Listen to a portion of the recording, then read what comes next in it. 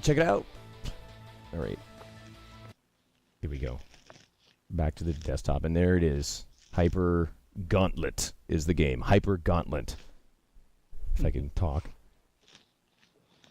All right, now I'm rocking a pretty sweet setup here, so I'm going to set the graphics quality all the way up to fantastic. Not going to lie, it doesn't do much.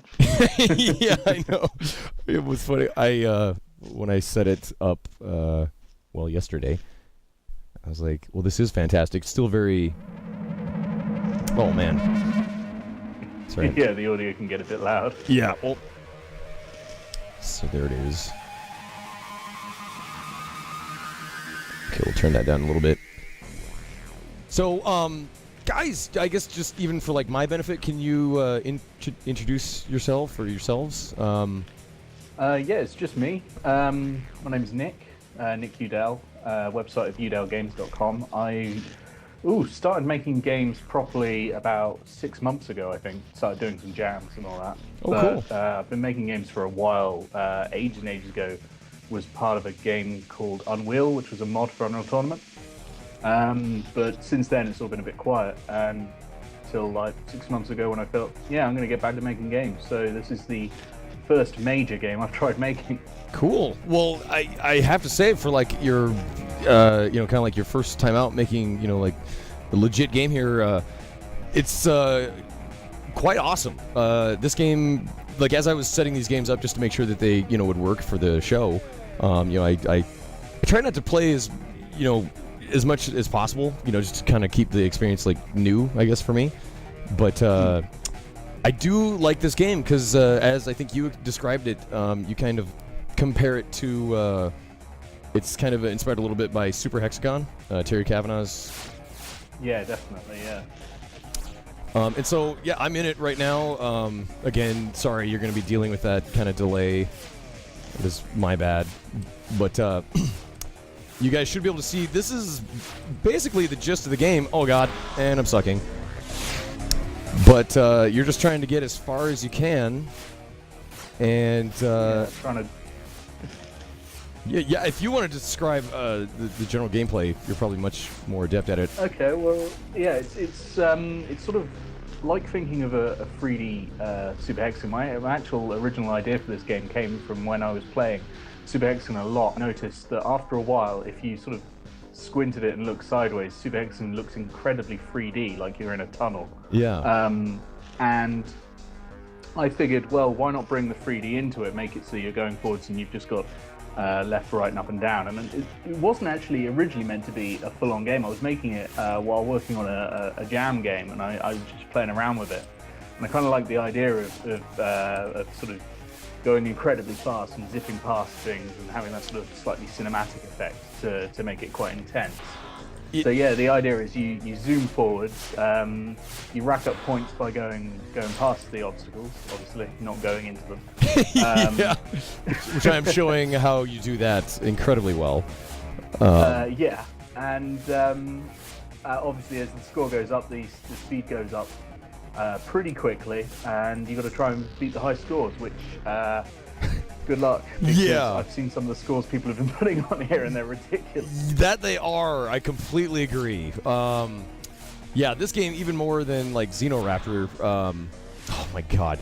I was playing a little bit of it, and I was like, that was pretty good. That was a good run. And then I was looking at my score compared to the leaderboards, and I was just like, what are these people on? Like, those people are hacking. It was actually, when I first released the build with high scores in, I put a couple of scores in myself under the name of Creator in caps to see if anyone could beat me, because I thought I'd been practicing for a while, I should do all right. Yeah. The very first score submitted beat my highest score.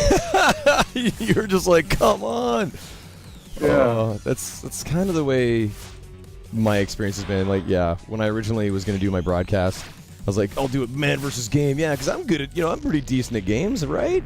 I can beat whatever, like Ninja Turtles on the NES, and yeah. And then, it's just comparatively speaking, out in the world, like it's like they say, there's always somebody out there that is better than you. I think the current highest score for this is around 4 million.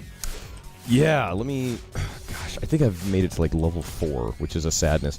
One of the things that I am really not good at is using the slowdown. Yeah, that takes some practice because you sort of forget it's there, don't you? And then afterwards you go, oh, I could have done that. Yeah, well, yeah, exactly. It's like I only know that I should have used it when it's too late, kind of deal. Yeah. There we go. Okay, slow down just a bit. But yes, absolutely reminds me a lot of Super Hexagon in, oh my god, in the way it almost induces like this sort of like gaming hypnosis where, you know, and that's when you're going to be playing best, you know, this sort of like, you get locked in into this sort of like, you know, where you can't be thinking about it too much, and that's when you really do best. Yeah, some of my best scores, I look back and going, I cannot remember what I was doing to do that. Yeah. And some of the idea behind it was really just to make it feel as fast as possible. I've used a lot of sort of optical techniques and tricks to do it. There's a very subtle sort of screen jog every time you go past to simulate the effect of the wind from passing it and the air resistance sort of changing as it goes past, like when a big truck goes past your car on the road or something. Yeah, totally. Let's see, try it again here. Okay.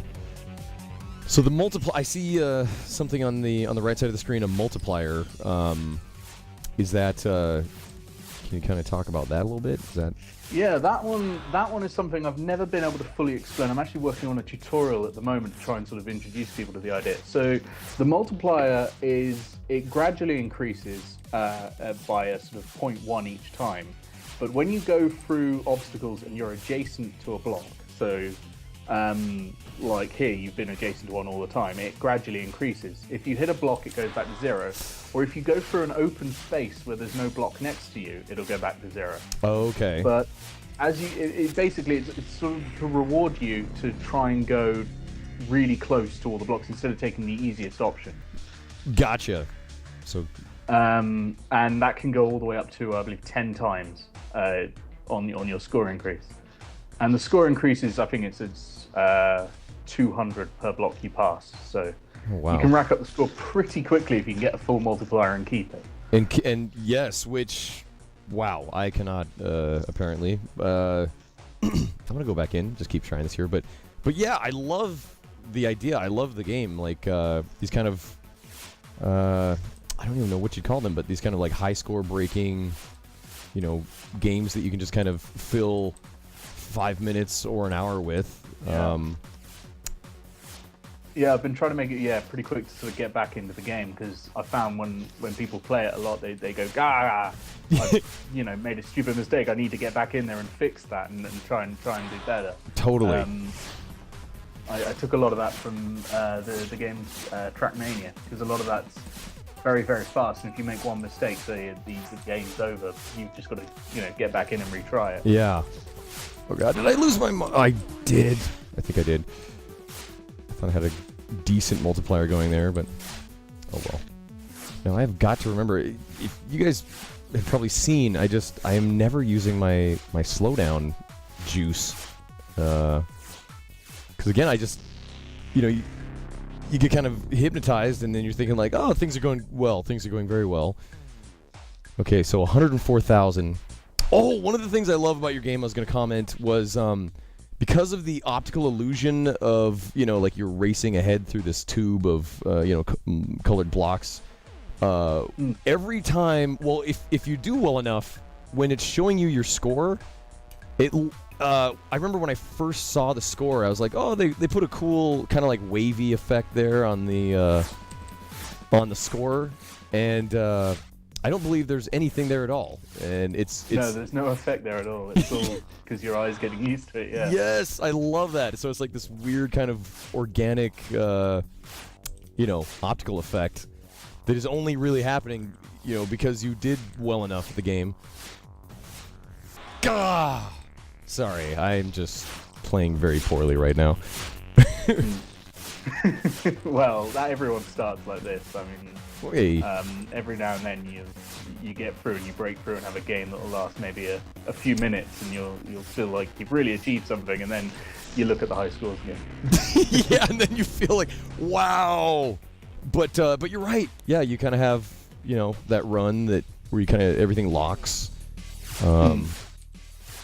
Now the music. Some people in the chat are asking whether the game is free. The game is currently free. I'm working on a beta version which has things like power-ups in it and that sort of thing. That will be sold for money, but there will always be a free version which will be sort of the core experience. There won't be power-ups or anything, but you'll get essentially what you're playing at the moment for free all the time. Cool. So I thought I'd explain that because it's not the nice, easy to understand system, and I don't think I've made it that clear on my website yet. One thing I was going to ask about really quick was the music. I see. Oh my god, the names of songs are popping up. And can you tell us a little bit about the music? The music's actually made by it's actually public domain music. Gotcha. From a guy called Creative Commons Attribution. Sorry, I should say. Yeah.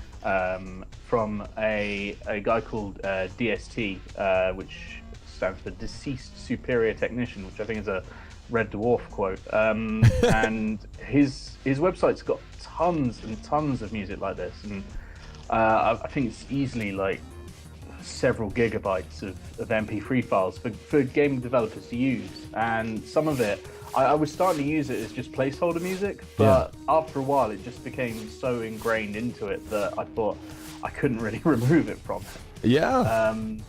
It fits the sort of the high pace, the fast moving electronic style just works so well. Absolutely. And that's one of the things I was going to apologize. You guys watching at home probably can't hear it as well as you should be able to, but yeah, it's got like a really pumping, just great electronic soundtrack. After this run, I'll try turning up the game volume a little bit more, a little bit higher. One of the nice things is, if you ever do hit a slowdown, the music as well slows down with you, and exactly. Which happens also if you hit a block. There's a brief bit of slowdown as well. Yeah. And then it feeds back into the game.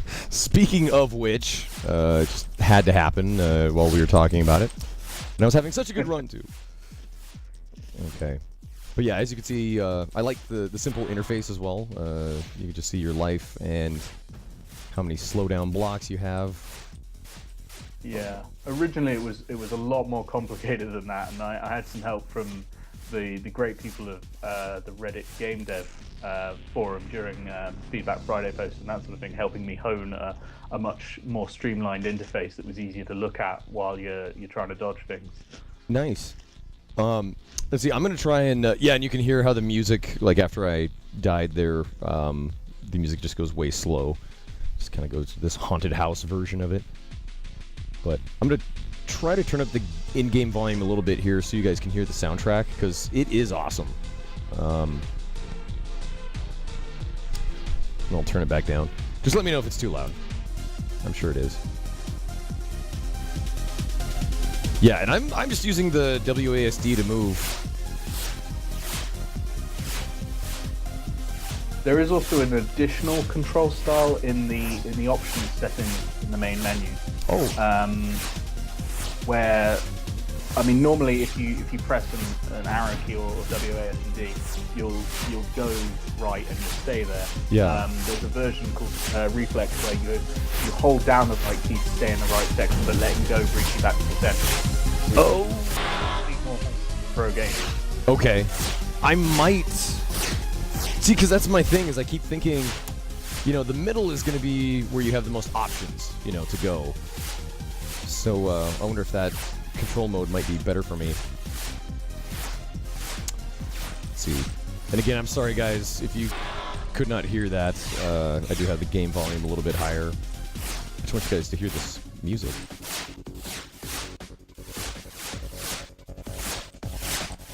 Oh, man. Oh, come on! Yeah, the music is too loud. I just wanted you guys to at least get a sample of that. So I am turning down the in-game music again.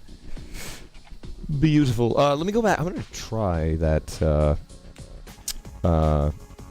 different control screen. Let's see. Volume, normal controls, reflex controls. There we go. Yeah, let's try that.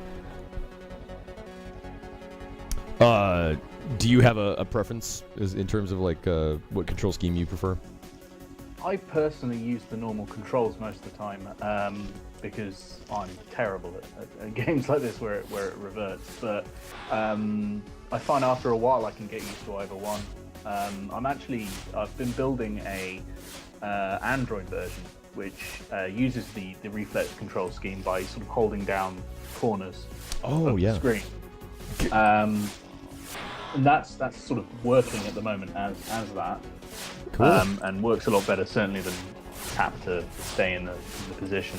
But personally I prefer the normal control style. Yeah, I'm kind of seeing you know, oh man, I'm seeing pluses and minuses for both of them because I do like being kind of centered in the middle. Yeah, there's already leaderboards for this game. Let me go back. Let me see if I can get to them. There they are. High scores. Yep, prepare to feel inadequate. Next is rocking 4 million points. You guys have been watching me give it my all, and I have racked up a mighty like 100,000. I think when I was setting this up last night, I think I got like 200,000. It's fairly sad. All right, but I'm gonna keep going here. I'm gonna try the new reflexive control scheme. I've got a good feeling.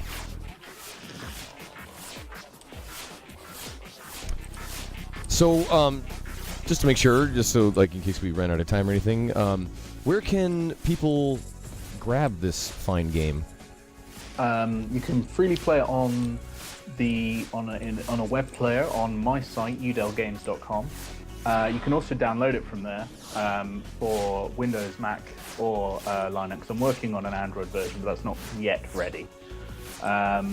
There are updates posted there all the time. I think you can also get it on IndieDB and you can also get it on GameJolt if you search for it on there.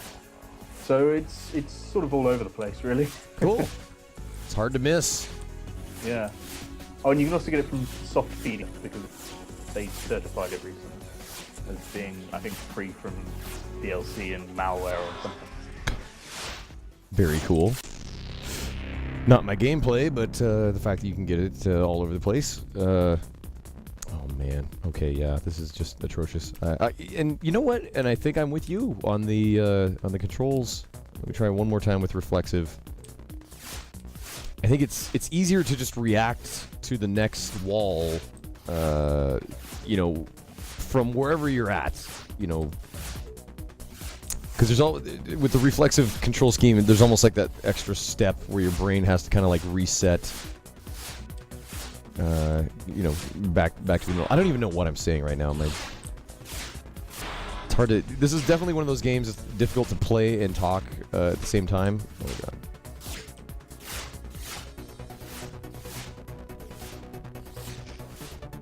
Oh god. There you go.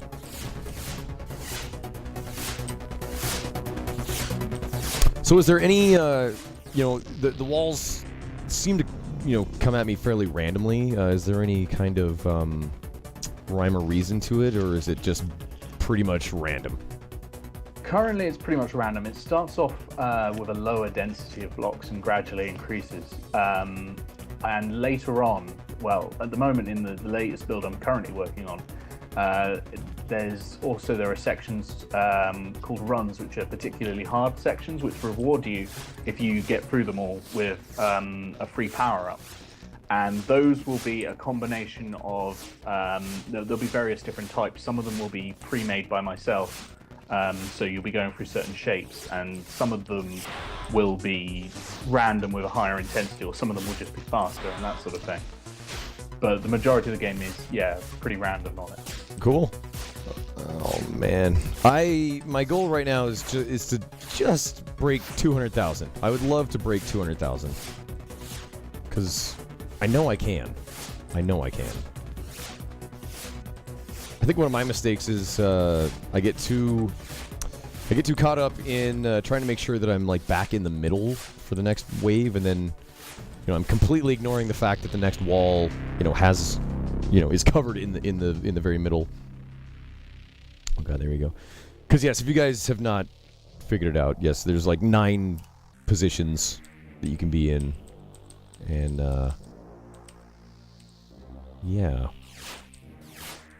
so it just shouldn't be this difficult. But yeah, I gotta say, I love the feel of the game. Very simple, kind of futuristic. I don't know why. Maybe if the background was black, I would definitely get a very strong like Tron feeling. Yeah, Tron was a bit of an inspiration. I didn't want to make it look too much like it though, otherwise I'd probably give it away. Oh, nice. Oh no, but I can totally see that. Like the oh man, I don't even know what they call them in the movie. The light cars. Oh boy. Oh my god. I really need to learn to use the ability to slow down time. Does the hallway get bigger? No, I don't believe so. No plans for it at the moment because I figured with a 9x9 it's hard enough already going from one corner to the opposite end fast enough in the later stages. Yeah. With a larger hallway, you'd just be sort of hammering on controls to get around, and I think there's more of a chance that you could hit the wrong control as you're trying to really quickly go somewhere, and that would just be frustrating that the hardware's failed you as opposed to yourself. Yeah. I want to keep it so it's pretty easy to move around as you need to, but obviously still pretty hard to play as you go. Oh god, those walls. The walls where there's just like one piece, one little hole. That is the bane of my existence. Oh god. Please me, please. Okay, just a little bit more. And just to make sure, I just want to make sure for this that we are featuring everything that you want to make sure that people or that you want people to see. Is there anything? Yeah, I think so. I mean, if you want to actually try hitting the spacebar to slow down, show people that looks like. That might be helpful. Oh my god! I just kind of did.